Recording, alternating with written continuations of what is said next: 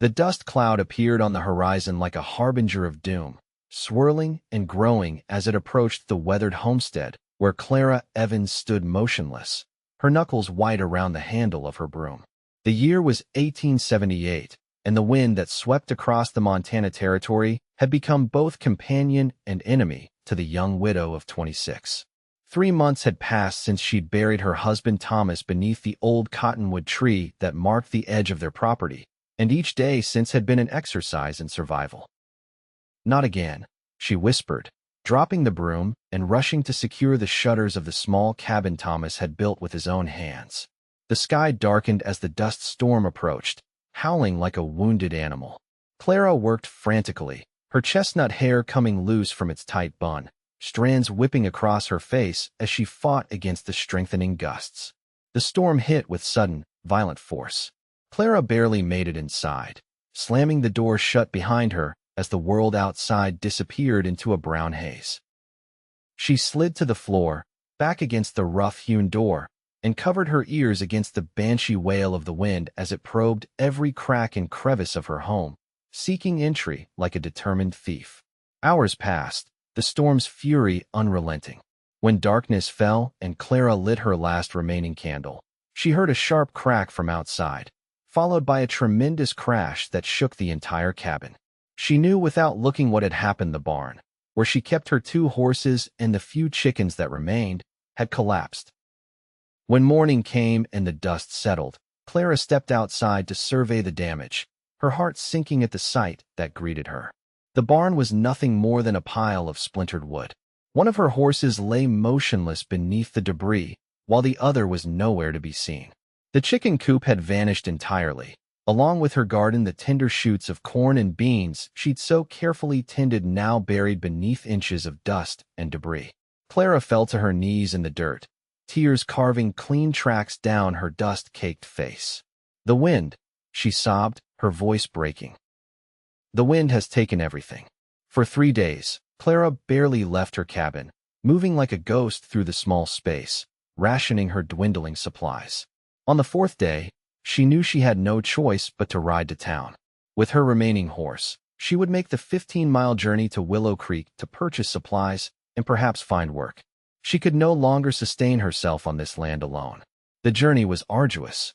The recent storms had transformed familiar landscapes into alien terrain, and twice Clara found herself backtracking after losing her way. By mid-afternoon, the sun beat down mercilessly, and her water supply dwindled to dangerous levels. When her horse stumbled on loose shale and came up lame, Clara knew she was in serious trouble. Leading the limping animal, she pressed forward on foot, her throat parched, her vision blurring in the relentless heat. It was then that a figure appeared on the horizon, a silhouette against the golden light of the setting sun. Clara squinted, uncertain if what she saw was real or a mirage born of desperation. The figure approached steadily, resolving into a man on horseback. Tall and broad-shouldered, he rode with the easy confidence of someone who'd spent his life in the saddle. As he drew closer, Clara could make out a weathered face beneath the brim of a well-worn hat, eyes the color of a summer storm, and a jawline shadowed with several days' growth of beard. "Madam," he called, his voice deep and resonant as he reined his mount to a stop a respectful distance away. "Looks like you could use some help." Clara straightened her spine, pride warring with necessity. "My horse is injured. I'm trying to reach Willow Creek." The man dismounted in one fluid motion, removing his hat to reveal hair the color of burnished copper streaked with gold. "Lucas Reed." He introduced himself with a slight bow. "I was heading that way myself. Would you allow me to offer assistance?" Clara hesitated, years of caution making her wary of strangers, particularly men encountered alone on the trail. But something in his direct gaze inspired trust rather than fear. "Clara Evans," she replied, her voice softer than she intended. "And yes, I would be grateful for your help." Lucas examined her horse's leg with gentle, capable hands. "Nothing broken, but he won't be carrying you anywhere today." He straightened, replacing his hat. "My horse can carry us both to town, if you're willing." Clara nodded, too exhausted to argue. Lucas helped her gather her meager belongings, then assisted her onto his horse before mounting behind her. The closeness was uncomfortable at first, a stranger's chest at her back, his arms reaching around her to hold the reins. But as they rode, the steady rhythm of the horse's gait and Lucas's respectful silence gradually eased her tension. "What brings you out this way alone, Mrs. Evans?" Lucas escorted her to the town's only hotel, a two-story building with peeling paint and a sign that swung creakily in the evening breeze. "I know the owner," he explained. "She'll give you a fair price and won't ask too many questions." The proprietress, a stern-faced woman named Mrs. Holloway, gave Lucas a rare smile when they entered, before turning assessing eyes on Clara. "This here's Mrs. Evans," Lucas explained.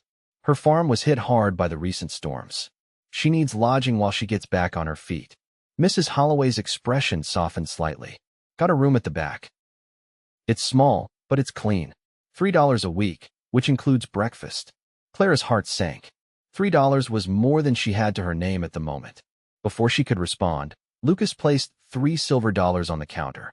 "For the first week," he said firmly, "and I'll see to her horse at the livery." Clara opened her mouth to protest, but Lucas shook his head slightly. "We can settle accounts later," he murmured. "For now, you need rest." Too exhausted to argue, Clara allowed Mrs. Holloway to show her to a small, but indeed clean room on the second floor. After the older woman left, Clara sank onto the narrow bed, overwhelmed by the day's events and the unexpected kindness of a stranger. As promised, Lucas saw to her injured horse at the livery stable, arranging for its care with old Pete, the stable master. He then made his way to the Broken Spur, the saloon where he'd been employed as a security man for the past 6 months. The owner, a shrewd businessman named Harold Fletcher, greeted him with a nod. "Starting to worry you weren't coming back," Fletcher remarked, sliding a glass of whiskey across the bar. Lucas took a measured sip. But as he made his way to his small room above the saloon later that night, Lucas found himself unable to dismiss the image of Clara Evans's face from his mind, the determined set of her jaw at odds with the vulnerability in her eyes, the quiet dignity with which she bore her hardship. There was something about her that called to him, a recognition of a kindred spirit perhaps, someone else who understood what it meant to lose everything and begin again. The following morning, Lucas rose with the sun. He left a note for Clara with Mrs.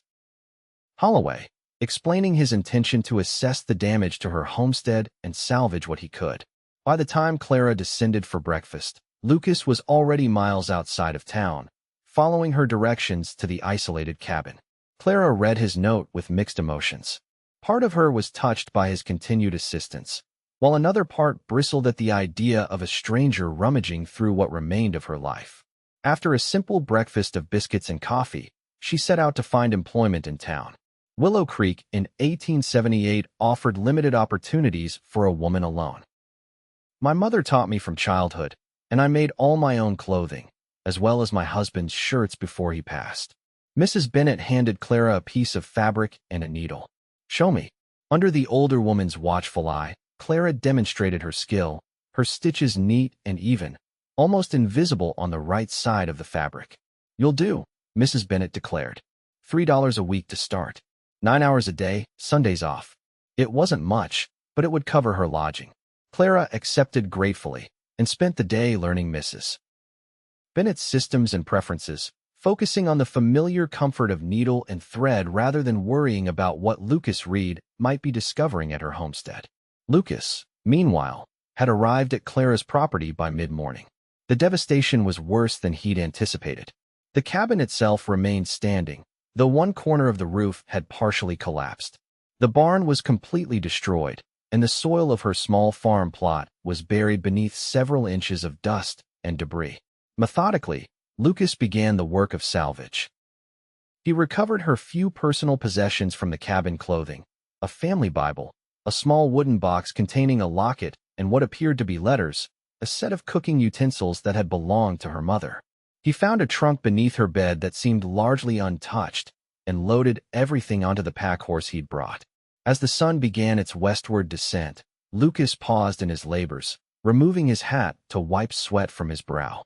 His gaze fell on a solitary grave beneath a cottonwood tree at the edge of the property. A simple wooden cross marked the final resting place of Thomas Evans, the dates carved in an unsteady hand indicating he had been only 28 when he died and had been in the ground less than 4 months. Lucas stood silently before the grave, hat in hand. "I'll look after her," he said quietly to the man he'd never known. It wasn't a promise made lightly. He was preparing to leave when he noticed something half buried in the dust near what had once been the garden, a small, tenacious green shoot pushing through the debris. As she approached the hotel, she was surprised to see Lucas waiting on the porch, his tall frame leaning against a post, hat in hand. "Mr. Reed," she acknowledged, suddenly conscious of her work-worn appearance. "Mrs. Evans."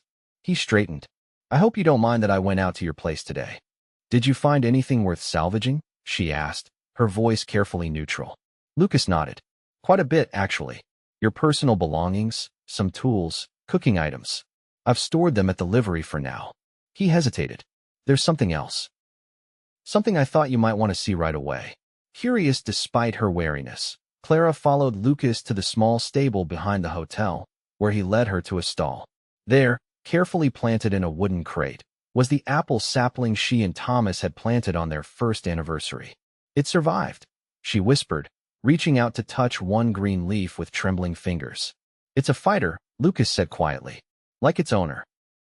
Clara looked up at him, truly seeing him for the first time, not just the broad shoulders and storm-gray eyes, but the kindness in his expression, the respect with which he regarded her. "Thank you," she said simply, words inadequate for the emotion welling in her chest. Lucas inclined his head. "I thought perhaps we could speak further? Over supper, if you're willing." Clara hesitated, then nodded. "I would like that." Over a simple meal at the hotel's small dining room, Clara learned that Lucas Reed had come to Montana 4 years earlier, leaving behind a failed business venture in St. The simplicity of his dream resonated with Clara, who had harbored similar hopes when she and Thomas had first claimed their homestead. "What about you, Mrs. Evans? What brought you and your husband to Montana?" Clara took a sip of her coffee before answering. "Thomas had a brother who settled here in '70. His letters spoke of opportunity, land for the taking. We were newly married and eager for adventure." A sad smile touched her lips. "The reality was harsher than the dream, but we were making progress. Until. Lucas prompted gently when she fell silent. "Pneumonia," Clara said flatly. "It took him in 3 days. There was nothing I could do." Lucas reached across the table, his hand covering hers briefly in a gesture of understanding rather than pity. "I'm sorry." They spoke of lighter things after that, the characters in town, the changing seasons, books they had read. As the evening progressed, Clara found herself laughing for the first time in months at Lucas's dry observations and subtle humor. When he escorted her back to her room, Lucas paused at her door. "I'll continue bringing your belongings in from the homestead tomorrow, if that's agreeable." "More than agreeable," Clara assured him. "I'm in your debt, Mr. Reed." "Lucas," he corrected gently. "And there's no debt between friends." Friends. The word lingered in Clara's mind as she prepared for bed. It had been a long time since she'd had a friend. Over the next 2 weeks, a pattern emerged. Lucas would spend his mornings salvaging what he could from Clara's homestead, bringing items into town bit by bit. Clara worked diligently at the dress shop, earning Mrs. Bennett's grudging approval and even a small raise after her first week. In the evenings, they often shared supper, their conversations growing increasingly comfortable and wide-ranging. Clara learned that Lucas had been raised on a farm in Pennsylvania, the middle son of 5 children. He'd left home at 17, worked his way west, tried his hand at various enterprises before landing in Montana. He was 31 years old, had never married, and possessed an unexpected knowledge of literature that he attributed to a school-teacher mother who insisted all her sons be well-read. Lucas, in turn, discovered that Clara had grown up in Ohio, the daughter of a doctor who had taught her to read and write better than most women of her era. She had a younger sister in Cincinnati who wrote regularly, and she possessed a quiet strength that impressed him more each day. As April turned to May, Clara found herself watching the clock in the dress shop, anticipating the moment when she could close up and perhaps find Lucas waiting for her outside, hat in hand, and a smile warming his eyes. It was a dangerous feeling, this anticipation, this growing awareness of him as a man rather than merely a helpful presence. 3 months a widow, and already her traitorous heart was stirring with new feelings. One evening, as they walked along the main street after supper, Lucas broached a subject that had clearly been on his mind. "I've been thinking about your homestead," he began cautiously. Clara sighed. "I've been thinking about it too. I need to make decisions soon. My month at the hotel is nearly up, and while Mrs. Bennett has been kind enough to offer me a room above her shop, I can't help wondering if I should try to rebuild alone." Lucas's tone was carefully neutral, but Clara caught the concern behind the question.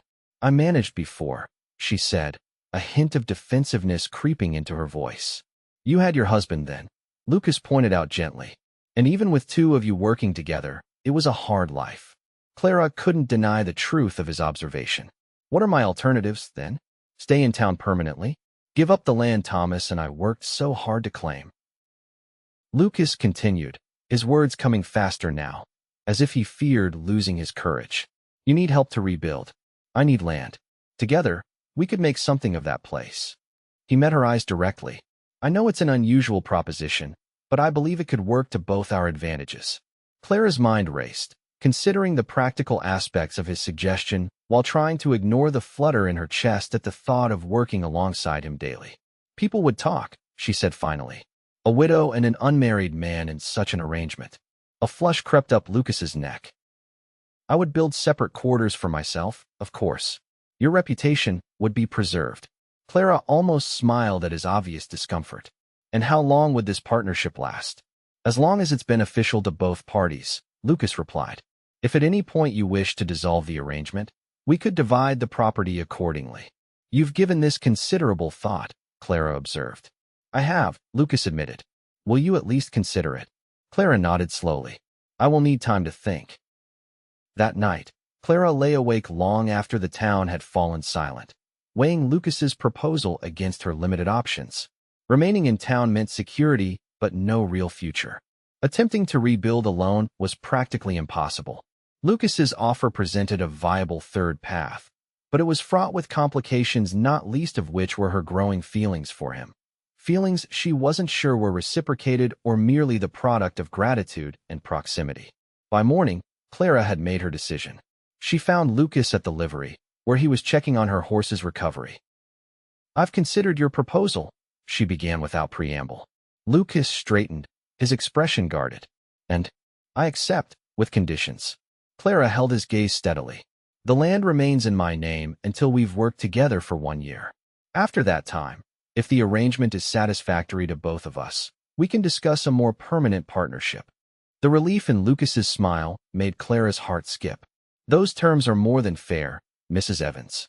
"Clara," she corrected softly, "if we're to be partners, I think we can dispense with formalities." The first steps toward their new arrangement moved quickly. Lucas gave notice at the Broken Spur, Clara at the dress shop. They purchased supplies, hired a wagon, and by the end of May 1878, they were ready to return to the homestead. The journey back was markedly different from Clara's desperate flight just weeks earlier. The spring rains had coaxed green from the dusty plains, and wildflowers dotted the landscape with splashes of color. Lucas drove the wagon while Clara rode her now recovered horse alongside, both of them quiet, contemplating the changes that lay ahead. When they crested the final rise that overlooked the homestead, Clara reined her horse to a stop, surveying the familiar yet altered landscape. The cabin looked smaller and more vulnerable than she remembered, the destroyed barn a painful reminder of all she had lost. "It's going to be a lot of work," she said softly. Lucas pulled the wagon up beside her. "Yes," he agreed, "but we'll face it together." That first night, they camped outside rather than attempt to clear the cabin in the fading light. Or the simple fact that giving up seemed like the harder choice. She looked up, meeting his gaze across the flames. "What made you stop to help a stranger on the road?" Lucas's expression softened. "Something in your eyes. A determination that matched the despair." He hesitated. "And perhaps I recognized something of myself in you, someone who had lost much but refused to be defined by that loss." The honesty of his answer touched Clara deeply. They spoke little after that, both lost in their own thoughts as the fire burned down to embers and the night sounds of the prairie enveloped them. As summer progressed, they added to their small holdings 2 milk cows purchased from a neighboring farm, a dozen chickens, a pair of pigs. Lucas rode to distant ranches, hiring himself out for day labor to supplement their income while Clara maintained the homestead. Slowly, painstakingly, they rebuilt what the wind had destroyed, creating something new in the process. It was during a particularly sweltering July afternoon that their careful boundaries first began to blur. They had been working since dawn, trying to finish the barn roof before an approaching storm hit. Clara was passing shingles up to Lucas when she lost her footing on the ladder. Lucas's hand shot out, catching her wrist, but the sudden movement caused him to lose his own balance. They tumbled together onto the soft hay below, Lucas twisting to take the brunt of the fall, Clara landing atop him in an undignified tangle of limbs. For a moment, they lay still, the shock of the fall giving way to awareness of their proximity. The storm arrived that evening, not the destructive wind that had taken everything from Clara months before, but a steady, soaking rain that drummed on the new roof and turned the world outside to shimmering silver. Lucas had intended to sleep in the barn as usual, but Clara insisted he take shelter in the cabin. It's foolish to sleep in a half-finished structure during a storm, she argued practically. The cabin is plenty large enough for both of us to maintain proper distance. Reluctantly, Lucas agreed. He made his bed on the floor near the door, as far from Clara's curtained sleeping area as the small cabin would allow. They sat at the table by lantern light, playing cards to pass the time as the storm raged outside, their conversation flowing easily despite the unusual intimacy of the situation. "I never thanked you properly," Clara said suddenly, setting down her cards. Lucas looked up, puzzled. "For what? For your words that first day? When I said the wind had taken everything, and you said then let it bring you to me." She smiled softly. "It gave me hope when I needed it most." Lucas's expression gentled. "I meant it then. I mean it still." The lantern cast golden shadows across his face, highlighting the strong line of his jaw, the warmth in his eyes. Clara felt a familiar tightness in her chest, a longing she had been fighting for weeks. "Lucas," she began, uncertain what she intended to say. A tremendous crash of thunder shook the cabin, making them both jump. The storm had intensified, rain lashing against the windows with renewed fury. For hours they listened to its rage, speaking little, each aware of the other's presence in a way that transcended the physical distance between them. When Clara finally retired behind her curtain, sleep proved elusive. She lay awake, listening to Lucas's steady breathing from across the room, wondering if he too found rest difficult to capture tonight. Morning brought clear skies and a tacit agreement not to discuss the subtle shift in their relationship. They returned to their work with renewed determination, though Clara caught Lucas watching her when he thought she wasn't looking, his expression a mixture of longing and uncertainty that mirrored her own confused feelings. Summer gave way to autumn. The barn was completed, Lucas's separate quarters established within it. Though increasingly, he found reasons to linger in the cabin each evening, a game of cards, a book they were reading aloud together, conversations that stretched late into the night. The homestead prospered under their joint care, the land responding to their efforts with surprising generosity. By October, as the first frost silvered the prairie grass, they had established a comfortable routine and a productive partnership. Clara's initial one-year stipulation seemed increasingly unnecessary as their trust in each other deepened. Yet still they maintained certain boundaries, each perhaps fearing what might happen if those carefully constructed walls came down. "More fulfilling than I expected, but I find myself wanting more." Clara's pulse quickened. "More land, more livestock? We could expand in spring if—" "More of you," Lucas interrupted softly. "Of us." The simple declaration hung in the air between them, fraught with possibility. "Lucas," Clara began, her voice barely above a whisper, "I'm not sure I understand what you're suggesting." He moved from his chair to kneel beside hers, taking her hands in his. "I'm suggesting that what began as a practical partnership has become something far more valuable to me." His eyes held her steadily. "I care for you, Clara, more than I thought possible." Clara's breath caught. "I've been a widow less than a year," she said, though the words lacked conviction even to her own ears. "I know," Lucas acknowledged, "and I would wait as long as you need. But I wanted you to know my feelings."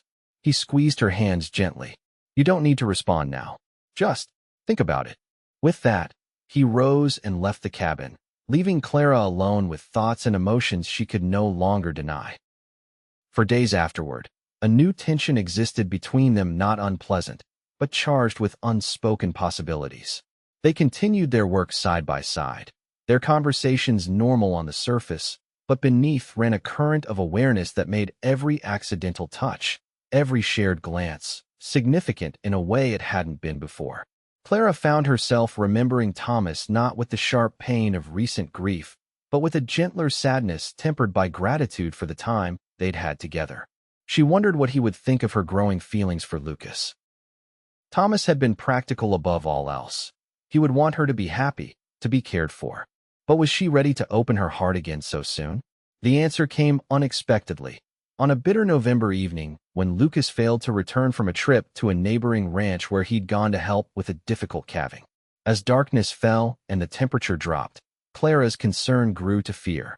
When midnight passed with no sign of him, she bundled up against the cold and saddled her horse, determined to search for him. She had barely reached the property boundary when she saw him, a dark figure against the snow, walking slowly, leading his limping horse. Relief made her dizzy as she urged her mount forward. Lucas! He looked up at her call, his face pale in the moonlight. Clara? What are you doing out here? Looking for you, she said, dismounting quickly and rushing to his side. What happened? Are you hurt? Horse threw a shoe and went lame about 3 miles back, Lucas explained, his voice rough with cold and exhaustion. I'm fine, just frozen half to death. Clara didn't think, just acted, throwing her arms around him, pressing her face against his chest. I was so worried, she whispered. Lucas stood still for a moment. Then his arms came around her, holding her tightly against him. I'm sorry, he murmured into her hair. I should have left earlier. They stood locked together in the snow, their breath mingling in white clouds, until Clara's horse nickered impatiently. We should get back, Lucas said reluctantly, easing away from her. Clara nodded, but before he could step back completely, she reached up and touched his cold, reddened cheek. I've been thinking about what you said, she told him softly. Hope flared in Lucas's eyes. And I care for you too, Clara admitted. More than I thought possible, more than I thought I had the right to feel after Thomas. It frightens me sometimes, how much. Lucas covered her hand with his own, turning his face to press a kiss to her palm. We can take it slow, he promised. However slow you need. But Clara shook her head, something resolute settling in her heart. I don't want slow. I want you. Life is too short and too uncertain for hesitation. In answer, Lucas lowered his head and kissed her gently at first, then with increasing fervor as she responded. His lips were cold but quickly warmed against hers, the contrast of the frigid air around them and the heat building between them creating a sensory experience that left Clara breathless when they finally parted. We should really get back to the cabin, Lucas said, his voice husky with restrained desire. Clara nodded, still a little dazed from the intensity of the kiss. They mounted her horse together, Lucas's arms around her waist as they rode slowly back, leading his lame mount. Inside the warmth of the cabin, they shed their snow-covered outer clothing. Lucas built up the fire while Clara prepared hot coffee, their movements around each other now charged with a new awareness. When they finally sat together before the crackling flames, mugs warming their hands, Clara spoke the words that had been forming in her heart for months. I love you, she said simply. I didn't plan it, didn't expect it, but there it is. Lucas set down his mug and took her face between his hands. And I love you, he responded, his eyes reflecting the firelight and something deeper, more permanent. I think I have since that first day on the road when you stood there looking like you'd lost everything, but were still determined to go on. Their second kiss was unhurried, a gentle exploration rather than the desperate connection of their first embrace. When they finally separated, Lucas rested his forehead against hers. I want to do this properly, he said. I want to court you, to marry you, to build a life with you not just as partners in a business arrangement, but as husband and wife. Clara smiled, her heart full. I would like that very much. Winter settled over the prairie, transforming the landscape into a vast white expanse broken only by the dark outlines of their buildings and the smoke rising from the cabin's chimney. Inside, Clara and Lucas created their own warmth, their courtship progressing with the natural ease of two people who had already lived and worked closely together for months. Lucas moved his things back to the barn, insisting on maintaining propriety until they were properly wet. Their days were filled with the necessary tasks of winter survival, their evenings with conversation, reading, and increasingly passionate encounters that ended with reluctant good nights at the cabin door. As Christmas approached, Lucas rode into town for supplies, returning with not only the practical items they needed, but also small gifts: a bolt of blue fabric that matched Clara's eyes, ribbons for her hair, a book of poetry she had mentioned wanting to read. For himself, he purchased a new suit, the first he'd owned in years. "For our wedding," he explained when Clara questioned the extravagance. "If you'll have me, that is." Clara's answer was to kiss him thoroughly, ignoring for once the boundaries they had set. They were married on Christmas Day 1878, in the small church in Willow Creek. The town had turned out in surprising numbers for the ceremony. The minister, a kindly older man named Reverend Johnson, pronounced them husband and wife with evident pleasure, his final words particularly fitting. "What God has joined together, let no man nor wind, nor hardship put asunder." They celebrated with a small gathering at the hotel before returning to their homestead, now truly their shared home in every sense. As Lucas carried Clara across the threshold of the cabin, she was struck by how different this beginning was from her first marriage. Not better or worse, simply different, shaped by all that had come before. The apple sapling Lucas had rescued put forth new leaves and its first tentative blossoms. The garden Clara planted expanded to feed not just themselves, but to provide excess for market. The small herd of cattle Lucas had gradually acquired grazed contentedly on the greening prairie. By summer, their partnership had yielded another blessing. Clara was expecting their first child. When she shared the news with Lucas, his joy was boundless. He lifted her off her feet and spun her in a circle, laughing and crying at once. "Careful," she admonished through her own laughter. "I'm in a delicate condition." Lucas set her down immediately, his expression comically torn between concern and elation. "Are you all right? I didn't hurt you, did I? Or the baby?" Clara placed his hand on her still flat stomach. "We're both fine. The baby won't arrive until winter." As her pregnancy progressed, Lucas became increasingly protective, taking on more of the physical labor and insisting Clara rest frequently. She complied to a point, but maintained her active role in managing their growing operation, refusing to be treated as an invalid. "Women have been having babies since the beginning of time," she reminded him when he fretted over her lifting a basket of vegetables from the garden.